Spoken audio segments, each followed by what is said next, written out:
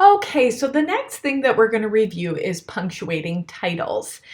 And the first thing that we're going to do is brainstorm a couple types of titles. So I started a list: books, songs, movies, news articles, and poetry. But what other pieces of language or writing or art do we title? Think for just a couple seconds. Great. Did you think of like maybe a CD or an album? Yeah, that's going to be a title. Did you think of a poetry anthology that's actually all part of a book? What else did you think of? Maybe a magazine? Did you know that paintings are titled? Sculpture? Absolutely. So pretty much any form of art is going to have a title anytime you do it. So we just finished our poetry, and a lot of times I was saying, hey, can you title this? You should be titling this. Anytime we write a short story or a poem, anything like that, we're going to include a title with it. So there are two different things that we do with titles. We either underline it or we use quotation marks. We never use both. So we would never put an underline and a quotation mark.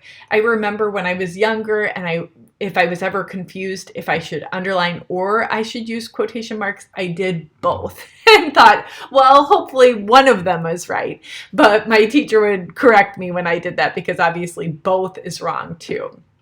So I started off with underlining and quotation marks. Novels are always going to be underlined and short stories are always going to be in quotation marks. I'm going to give you about a minute right now to brainstorm and to put different types of writing and titles underneath one of these two categories, either underlined or quotation marks. Then we're going to meet back after that minute and I'm going to show you a solid list of both. Here we go.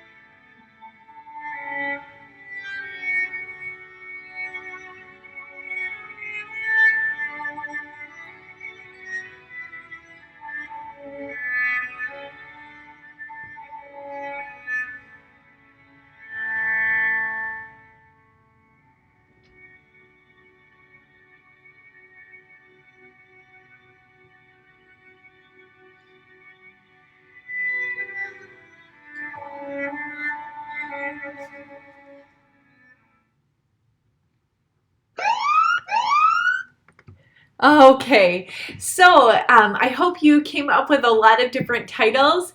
This is what your list should look like. Underneath the underline category, we underline novels, plays, films, paintings, sculpture, drawings, TV series, CDs, or albums. And this isn't a comprehensive list, but that's just an example.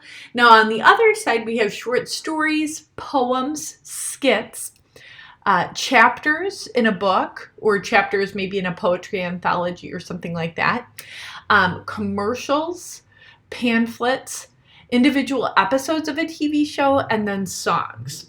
So what you're going to notice is a major difference between underline and quotation marks is anything that's in quotation marks is generally part of something bigger that is also titled. So for example, one of my favorite authors is David Sedaris, and he writes a bunch of short stories. But his short stories are all compiled into one book. So one of his books is called Dress Your Family in Denim and Corduroy. So Dress Your Family in Denim and Corduroy would be the title of his book, but then each individual short story within that is going to be titled as well, and that's going to be in quotation marks. Another example would be like the CD or album and then a song.